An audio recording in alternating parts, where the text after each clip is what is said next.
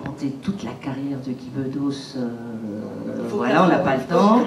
Et puis là, je pense qu'on en a tous un petit bout dans le cœur ici, parce qu'on a tous évolué avec l'univers de Guy. Mais de passer sur une scène de théâtre, par rapport à ce que vient de dire Macha, c'est vrai que là, en plus, c'est un texte qui a été écrit par votre fils, avec des choses, comme on vient de dire, en miroir. Donc, aborder ce rôle, ça s'apporte comment, voilà, tout bêtement. Oui, c'est vrai que le rôle me plaisait tout de suite quand il me l'a lu, la pièce, mais en fait, rien de ce que j'ai fait depuis quasiment un demi-siècle ne me sert pour ce rôle. Il a fallu trouver une musique qui soit celle de la partition. Et moi, je suis très respectueux des auteurs. Mon fils, je cherche à jouer ce qu'il a écrit de mon mieux. Ce n'était pas simple pour moi parce que, d'une certaine manière, le rôle est loin de ce que j'ai fait jusqu'ici et en même temps très proche de moi, semble-t-il, dans certains aspects du personnage. Mais par pudeur, j'avais du mal à me rejoindre, si j'ose dire. D'autre part, cette pièce n'est pas non plus une pièce d'Ibsen. Je veux dire que il y a de la gravité, il y a du chagrin, il y a de la douleur, il y a de la sensibilité, de l'émotion, mais il y a aussi des... Par exemple, hier, à la représentation, les gens riaient plus que d'habitude. Tu as trouvé ça, non? Dans un moment très tragique. Mais parce que on peut rire du drame.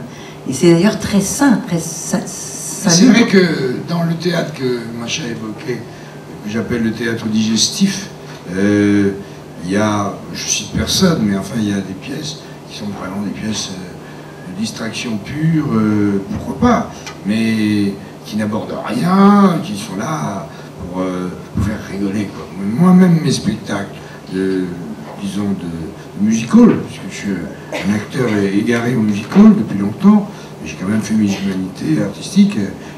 Quand j'étais jeune, j'ai travaillé chez Shakespeare, Molière, Marivaux, Musset, et puis c'est en voyant ce que l'on m'offrait à l'époque, quand j'avais une vingtaine d'années, comme pièce de théâtre, qui ne ressemblait pas aux auteurs que je viens de citer, que je me suis mis à écrire. Et que je ne savais pas que ça allait prendre toute la place à un moment, mais c'est vrai que j'ai... Mais d'autre part, dans mes spectacles, je n'ai jamais pratiqué le comique sec. Il y a aussi des moments où je parle de la mort, où je parle dans mes spectacles. Et donc, du point de vue de cet éternel débat entre le rire et les larmes, moi, d'une certaine manière, j'étais relativement légitime pour jouer cette pièce. Et puis après, c'est le public qui décide. Hein. C'est vous.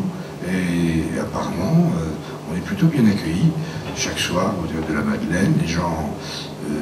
parce que le rire n'est pas la seule sanction. Il y a des gens qui rient à certains endroits, et ils ont raison, mais il y a... De même qu'il y a des éclats de rire, il y a des éclats de silence qui sont palpables et qui sont très intéressants pour les acteurs et pour l'auteur.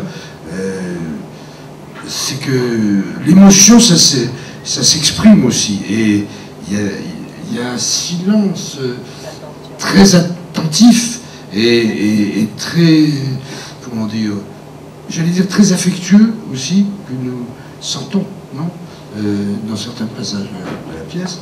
Et c'est vrai que une pièce n'existe, ou alors il faut écrire des romans, ou autre chose, mais c'est vrai qu'elle existe réellement quand elle est jouée. Et donc ça passe en effet à un moment par les acteurs. Et donc il faut que nous jouions vraiment la pièce que l'auteur a écrite, si possible. Mais c'est très... C'est vrai que sur le papier, toi et moi, ils s'attendaient à d'une façon générale, à quelque chose de plus léger. Voilà. Mais est-ce qu'on va au théâtre seulement pour rigoler, quoi? Moi, même dans mes spectacles, encore une fois, j'ai jamais souhaité qu'on vienne me voir simplement pour se tenir les côtes. Il n'est pas défendu de faire rire, ce n'est pas un genre mineur non plus, le rire. Mais c'est pas mal aussi d'être touché, d'être avec l'auteur et les acteurs dans un climat de sensibilité partagée. Et puis vous savez, le théâtre remplit une fonction très curieuse depuis quelque temps. Il a remplacé l'église. Est-ce que vous avez réalisé que le seul endroit où les gens se taisent, c'est le concert et le théâtre? Ils parlent au stade, ils parlent devant la télé, ils parlent au cinéma. Tout le monde parle, tout le monde se bouge, fait des bruits. Au théâtre, il y a quelque chose d'un petit peu tous ensemble. Le spectacle commence quand les gens entrent dans la salle parce qu'ils ont ce soir-là décidé, sans se connaître, de voir le même spectacle et cette soirée éphémère, une seule, unique, qui sera pour les gens qui sont là. Et il y a quelque chose comme ça, comme une communauté qui se constitue et qui est en attente de beaucoup.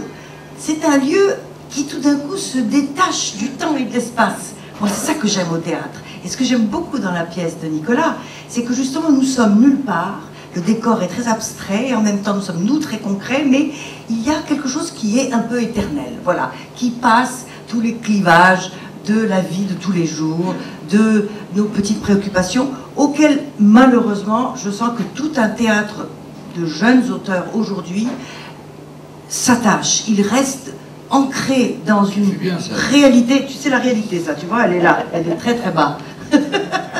T'es bas, très bas, t'es haut, très haut, et t'es bas, très bas. Il dit ça dans la pièce.